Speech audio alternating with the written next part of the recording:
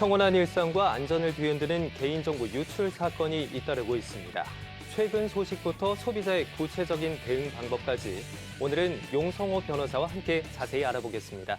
안녕하세요. 안녕하십니까? 네, 변호사님, 최근 들어서 개인정보 유출 사고가 끊이지 않고 일어나고 있습니다. 통신 3사부터 해서 롯데카드, 그리고 이번에는 쿠팡에 이르기까지 산업계 전반에 걸쳐서 사고가 발생하고 있는데요. 지금 쿠팡 같은 경우에는 이 유출 경로에 대한 조사가 이루어지고 있는 단계인 거죠? 네, 맞습니다. 현재 쿠팡에서 근무하다 퇴사한 전 중국 직원에 의해서 유출이 이루어진 것이 아니냐라는 가능성이 대두되곤 있는데요. 구체적인 어떤 유출 경로에 대해서는 아직 조사가 진행 중에 있습니다. 현재 과학기술정보통신부와 그리고 개인정보보호위원회가 공동으로 구성한 민관합동조사단이 유출 경로를 조사하고 있고요. 그와 별도로 경찰 역시도 유출 경위를 조사하고 있습니다.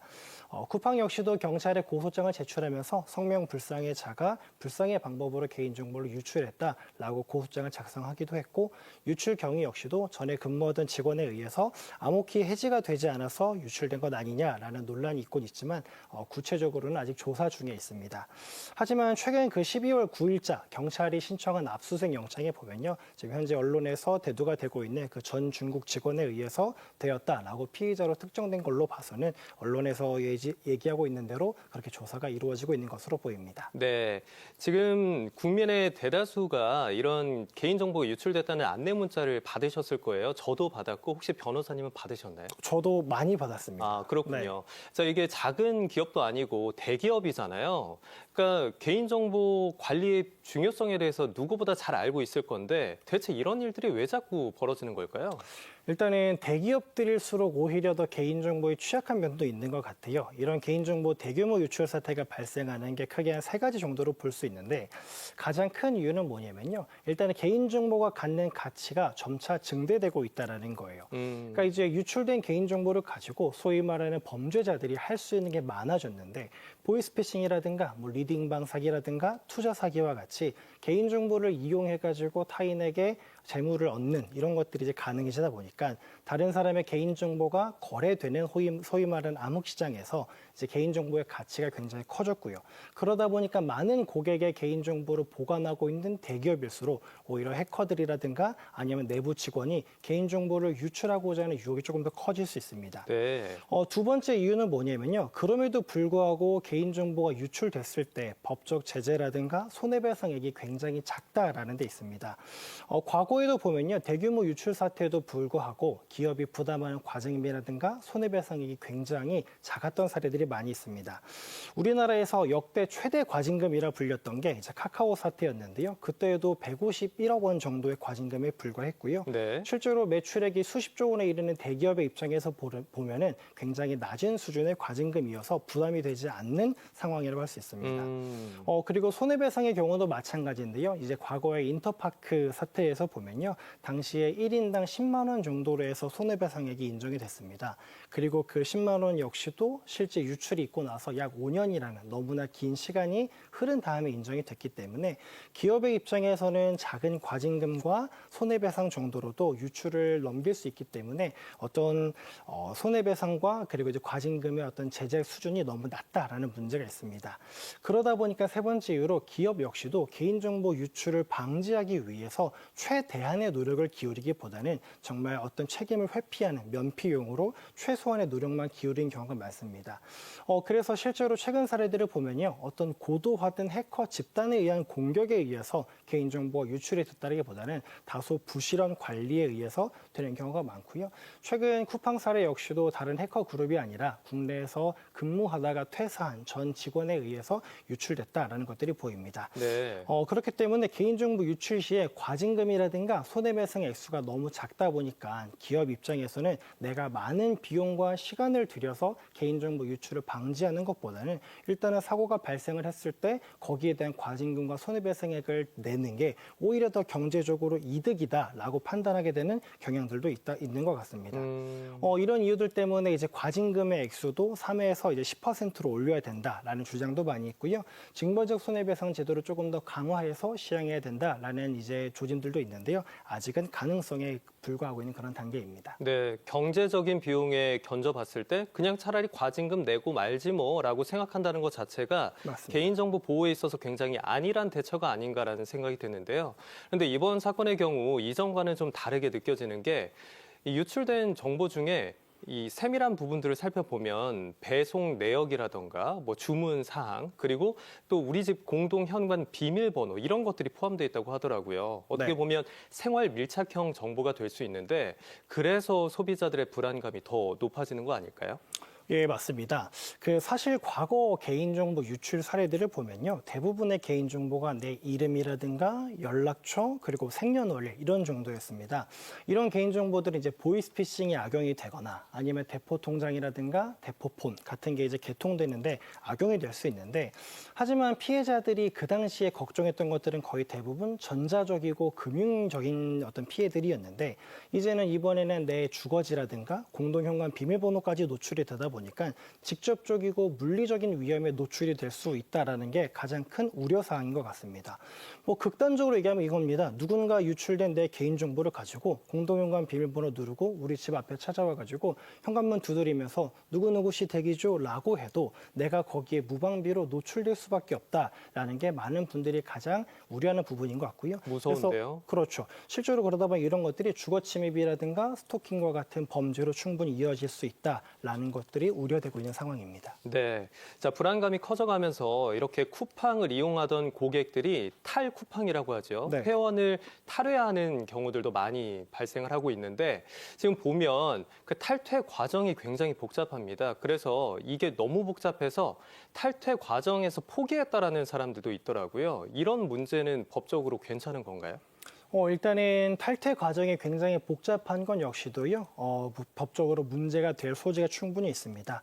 일단은 쿠팡 회원 탈퇴를 하려면 이제 그 모바일 앱에서 PC로 이동을 해야 되고요. 각종 설문조사라든가 비밀번호 재입력 등 총 한 6단계 정도의 이제 절차를 거쳐야 되는데요. 그런데다가 이제 유료 회원이라고 할 수 있는 와우 멤버십을 이용하는 경우에는요, 보다 더 많은 절차를 거치게 되어 있습니다. 그런 반면에 이제 쿠팡에 회원 가입을 할 때는 단 3단계만으로 비교적 간편하게 이제 회원 가입을 할 수 있다 보니까요, 기업이 이제 개인정보 주체에 어떤 탈퇴권이라든가 자신의 개인 정보에 대해서 더 이상 가공하거나 이용하지 말라는 이용 정지권, 그리고 개인 정보를 파기해달라는 파기권, 이런 것들에 대한 부당한 간섭이고 부당하게 절차를 늘리는 그런 실질적 침해 행위 아니냐라는 문제가 있을 수 있습니다. 네. 실제로 개인정보보호위원회 역시도요, 이러한 점을 문제 삼아가지고 쿠팡 측에 대해서 회원 가입하는 것보다 탈퇴하는 것이 너무나 어려우면 안 된다라는 게 개인정보보호법의 취지이기 때문에 이런 취지에 위반될 여지가 있다라고 하면서요, 절차 간소화를 공식으로 권고한 적이 있고요. 쿠팡 역시도 그 권고 시점에 맞추어 가지고요, 탈퇴 절차를 비교적 간소화했다라고 지금 발표되고 있습니다. 그렇군요. 그런데 이렇게 개인정보 유출 사고가 났을 때 보상도 중요한 부분이잖아요. 그런데 기업들이 가입한 개인정보 유출과 관련한 배상 보험의 금액이 너무 적다는 이야기도 있더라고요. 네, 맞습니다. 일단은 우리나라 개인정보보호법은요, 개인정보 유출이라든가 노출, 도용 등에 대비해 가지고요, 개인정보보호법은 반드시 기업들이 이제 개인정보가 노출됐을 때의 손해배상에 대비해 가지고 보험에 가입하거나 공제에 가입하거나 하도록 그런 의무 규정을 두고 있습니다. 그런데 문제는 의무 규정을 두고는 있는데 그 한도가 10억 원으로 굉장히 낮다라는 겁니다. 네. 실제로 이번에 문제가 된 쿠팡이라든가 얼마 전에 개인정보 유출이 있었던 SKT 역시도 10억 원 상당의 개인정보 유출 배상 책임 보험에 가입이 되어 있다고 하고요. 이번 쿠팡 사태의 경우에 살펴보면 전체 유출된 개인정보가 3,370만 명에 이른다고 하는데 10억 원으로 나누면은 1인당 받을 수 있는 돈은 불과 수십 원에 불과한 그 정도로 어떻게 보면은 단순하게 책임을 내가 이행했다라는 면피용. 그러니까 사실 보험이라는 게 정말 어떤 책임을 면피하기 위한 용도가 아니라 손해를 충분히 보상해주기 위한 한도가 돼야 되는데 그런 한도에 이르지 못하고 있다라는 지적이 나오고 있습니다. 그래서 최근에 대규모로 개인정보를 이제 관리하는 대기업의 경우에는 기업의 가입 최소 한도를 10억이 아니라 1,000억 원으로 늘려야 되는 것 아니냐라는 논의가 이루어지고 있고요. 실제로 최근 최근에 이제 개인정보 유출이 있었던 SKT의 경우에는요, 이런 문제가 불거진 이후에 1,000억 원짜리 사이버 보험에 추가로 가입을 했다라고 알려져 있습니다. 네, 상황이 이러다 보니까 쿠팡 미국 본사를 상대로 해서 집단 소송 움직임도 보이고 있는데요. 그런데 이 언론 기사를 접하다 보니까 눈에 띄는 용어가 있더라고요. 징벌적 손해배상. 맞습니다. 사실 좀 익숙하지 않아서 이게 뭔지 잘 모르겠는데 네. 변호사님께서 이번 시간을 통해서 좀 자세히 소개를 해주시고 승소 가능성은 있는 건지 그것도 같이 짚어주시면 좋을 것 같습니다. 네, 알겠습니다. 일단 징벌적 손해배상이라는 건 그겁니다. 손해배상이라는 건 뭐냐? 내가 받은 손해가 이만큼이니 그 손해를 당신이 나에게 배상해라 라는 게 단순한 손해배상인데 그것을 넘어서서 그 손해액을 넘어서서 징벌적인 의미, 그러니까 페널티의 의미까지 부과해가지고 배상금을 부과하는 제도를 바로 이제 징벌적 손해배상입니다. 우리나라 손해배상 책임의 핵심은 뭐냐면요. 두 가지인데 첫 번째는 피해자가 스스로 손해액을 입증해야 된다는 거고요. 두 번째는 피해자가 입증한 손해액을 한도로 해서 손해배상액이 이루어진다는 겁니다. 물론 우리나라의 경우에도 하도급법이라든가 정보통신망법과 같은 일부 법률에서 징벌적 손해배상 제도를 도입을 하고 있고 또 최근에 문제가 되고 있는 개인정보보호법 역시도 징벌적 손해배상 제도를 도입은 하고 있습니다. 네. 반면에 그게 이제 일반적이진 않고 아주 예외적인 경우인데요. 반면에 미국의 경우에는 징벌적인 손해배상 제도가 일반적으로 자리를 잡고 있고요. 또 그 배상의 한도 역시도 뭐 최저 3배에서 10배까지 가고 있고 일부 하급심 판결의 경우에는요. 일부 손해액의 100배까지 배상하도록 하는 그런 하급심 판례도 있었습니다. 네. 우리나라에도 이처럼 징벌적 손해배상 제도가 있고 또 개인정보보호법에서도 규정하고 있으면은 우리나라도 그렇게 하면 되는 거 아닐까라는 생각이 드는데 사실 우리나라에서는 이 징벌적 손해배상이라는 게 약간 유명무실하다라고 법률가들 평가를 하고 있습니다. 네. 왜 그러냐면요. 법원이 인정해주는 기초적인 실제 피해액 자체가 되게 낮기 때문입니다. 아까 말씀드린 것처럼 그 징벌적 손해배상이라는 것은 내가 입은 손해액을 기초로 해가지고 몇 배, 3배에서 5배 정도의 손해배상액을 인정해 주는 건데 기본적으로 인정받을 수 있는 손해배상 액수 자체가 작다라고 한다면 거기에 아무리 3배, 5배를 해도 전체 피해액이 낮기 때문에 그렇습니다. 실제로 우리나라의 경우 살펴보면요. 개인정보 유출이 있었던 이제 인터파크 사건의 경우 아까 말씀드린 것처럼 1인당 인정된 손해배상액이 딱 10만 원 수준이었습니다. 네. 그런데 이제 미국의 사례를 들어보면 2021년에 고객 7천만 명 상당의 정보가 유출된 T-모바일의 경우에 약 3억 5천만 달러, 하나로 약 5,100억 원 상당의 합의금을 지급한 적이 있고요. 또 2017년에는 1억 4,300만 명의 신용 정보가 유출된 이제 신용평가사에 대해서 최대 7억 달러, 1조 원이 넘어가는 합의금을 지급하라고 한 사례들도 있습니다. 그렇기 때문에 우리나라보다는 미국에서 징벌적 손해배상 제도가 조금 더 잘 논의가 되고 있는 것 같고요. 다만 그 승소 가능성은 아직은 확언하기는 이른 것으로 보입니다. 쿠팡이 일단은 그 미국 법원이 이 사건이 한국에서 발생한 사건이기 때문에 한국에서 다루는 게 맞다라고 하면서 사건 자체를 아예 각하 심리하지 않고 종결할 가능성도 충분히 있습니다. 물론 최근에 이제 그 소송 원고들을 모으고 있는 로펌들의 경우에는 국경 밖에서 발생했다는 이유로 미국 본사의 책임을 아예 묻지 않는 것은 너무 이제 불합리적이다, 구시대적이다라는 주장을 펼치고 있기 때문에요. 한번 살펴봐야겠지만 그래서 결국은 승소 여부는 궁극적으로 크게 두 가지. 첫 번째는 과연 미국 본사가 쿠팡에 있는 미국 본사가 국내 쿠팡 법인에 대한 지휘 감독과 관리 감독을 다 했느냐 이것 한 가지랑요. 네. 그리고 쿠팡 본사가 본 사건 발생한 이후에 미국 증권거래소에 해당 사고 사실을 즉각적으로 신고했느냐 이 두 가지를 기준으로 살펴보게 될 것 같습니다. 네. 정리하면 미국에서 이루어지는 징벌적 손해배상은 이론상으로는 큰 배상 가능성이 있는데 실제 그 소송이 계속 진행이 될 수 있을지 그리고 승소 가능성은 조금 더 살펴보아야 될 것 같습니다. 네, 이렇게 미국 쿠팡 본사를 상대로 한 또 집단 소송 움직임에 대해서도 짚어봤고요. 이번에는 사례를 통해서 개인정보 유출 관련 법적 쟁점들 하나씩 살펴보겠습니다. 주문하지 않은 상품이 직구로 배송된다는 안내 문자를 받은 A씨. 8시간 뒤 국내 택배사로부터 송장 번호와 함께 통관이 완료됐다는 문자도 왔는데요. 너무 놀란 A씨는 곧바로 해당 쇼핑몰 고객센터에 알렸지만 고객센터는 이용자 정보를 도용해 주문된 계정은 즉시 차단했고 실제 배송이나 통관이 되진 않았으니 안심하라고 설명했습니다. 하지만 이후에도 비슷한 경우가 종종 발생하고 있는데요. 어떻게 대처해야 할까요? 네, 변호사님. 이렇게 해외 직구를 이용하다 보면 우리가 입력해야 하는 고유 부호라는 번호가 있잖아요. 네. 개인 통관 고유 부호라고 부르는데 이 통관 번호를 도용하는 범죄도 발생하고 있다고요? 네, 맞습니다. 개인 통관 고유 부호 사건의 경우에 보면요. 개인 통관 고유 부호가 실제로 도용되는 범죄가 신고 건수가 늘어가고 있습니다. 특히나 이번에 유출된 개인 통관 고유 부호가 이번에 유출되지 않았다고 하지만 만약 그런 것이 유출이 됐을 때 기존에 유출된 다른 개인 정보와 결합되는 경우에는 오히려 더 큰 범죄로 이루어질 수 있습니다. 범죄자가 다른 사람의 통관 번호를 이제 도용해서 말씀하신 것처럼 직접 구매를 하는 경우에는 크게 두 가지 문제가 있을 수 있는데요.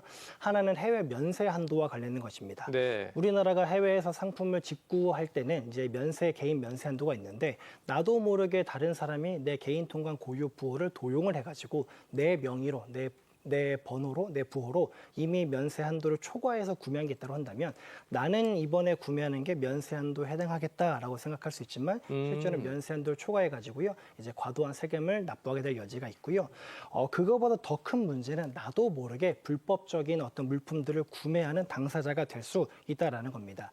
실제로 신고된 사례를 보면요. 최근 4년 동안 개인 통관 고유 부호 도용 의심 신고 건수가 약 8만 6천 건에 이르고 있고요. 특히 올해에는 이미 7월까지만 해도 약 4만 4천 건을 넘었었다라고 합니다. 매년 이렇게 급증하는 추세에 있기 때문에 대부분 이제 소위 말하는 짝퉁 물품이라고 불리는 것들에 대해서 도용이 되고 있기 때문에 그런 것들에 대한 조치가 충분히 필요해 보입니다. 네, 그럼 내 통관 번호가 도용됐는지를 확인할 수 있는 방법이 있을까요?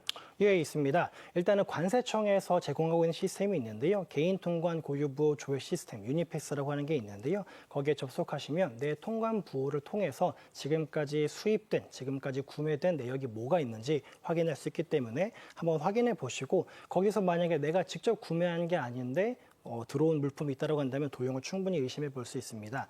다만 이것의 문제점은 내가 그때마다 계속해서 관세청 홈페이지에 들어가서 확인을 해야 된다라는 어려움이 있는 건데요. 그렇기 때문에 개인 통관 고유 부호 의심을 개인 통관 고유 부호 도용을 즉각적으로 확인할 수 있는 방법이 있는데 바로 국민비서 알림 시스템을 이용하는 겁니다. 네. 국민비서 사이트에 접속하셔가지고요. 알림 설정 목록에 가셔서 전자상거래 물품 통관 내역 알림 체크를 하면은 내 개인 통관 고유 부호를 이용해가지고 물품이 들어올 때마다 즉각적으로 알림이 오기 때문에 이런 것들도 하나의 방법이 될 수 있을 것 같습니다.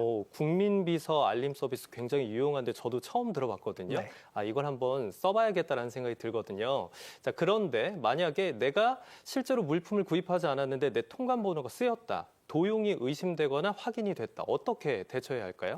일단은 내 개인 통관 고유 부호를 변경하는 게 가장 우선입니다. 1년에 최대 5번까지는 변경이 가능하니까요. 도용 사실을 인지하시는 즉시 개인 통관 고유 부호를 변경하시는 게 좋을 것 같고요.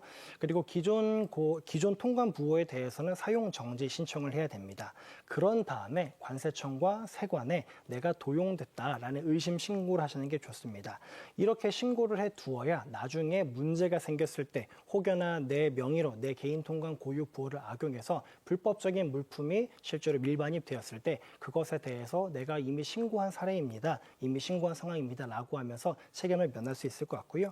실제로 관세청 역시 보도 자료에 따르면요. 개인 통관 고유 부호가 이제 도용된 것 같다라고 의심되는 경우에는 곧바로 신고해서 그 도용 사실이 입증되기만 하면은 개인에 대해서 아무런 책임을 묻지 않겠다라고 한 상황이기 때문에 반드시 도용이 의심된다라고 한다면요. 관세청이나 세관이나 경찰에 신고하시는 게 좋을 것 같습니다. 네, 알겠습니다.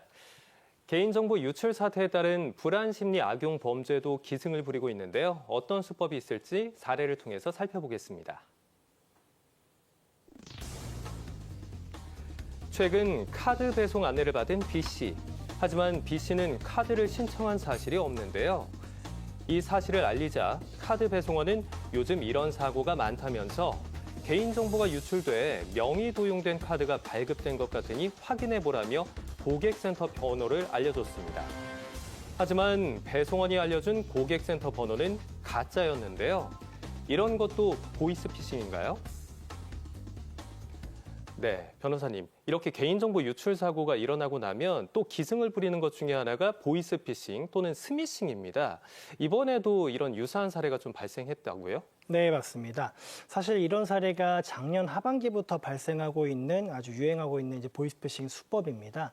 수법에 대해서 간략히 설명드리면 방금 말씀 주신 것처럼 새 신용카드가 배송 중이다라는 연락이 오고 그럼 나는 신용카드를 신청한 적이 없으니 나는 신청한 적이 없다라고 얘기하면은 배송 기사가 아무래도 개인정보가 도용돼서 그런 것 같다라고 하면서 고객센터에 전화해서 확인해 보시라라고 말씀을 주는데 문제는 그 전화번호가 가짜 고객센터 전화번호고 그 번호로 연락을 하면 보이스피싱 범들에게 연결이 된다라는 겁니다. 네. 그런 다음에 그 번호로 연락을 하면은 아무래도 핸드폰이 감염된 것 같으니 핸드폰에 악성 어플을 없는지 한번 확인해 보자라고 하면서 특정 어플을 설치할 것을 권유를 하는데 문제는 그런 어플을 설치를 하면은 앞으로 내가 거는 모든 전화들이 보이스피싱 범들에게 연결이 된다라는 겁니다. 이런 카드 배송 사채인 보이스피싱의 가장 큰 문제가 뭐냐면요. 일반적인 보이스피싱은 피해 규모가 작은 반면에 이런 카드 배송 보이스피싱의 경우에는 피해 규모가 굉장히 크고 그리고 피해자가 속아 넘어가는 기간도 굉장히 장기간이다라는 겁니다.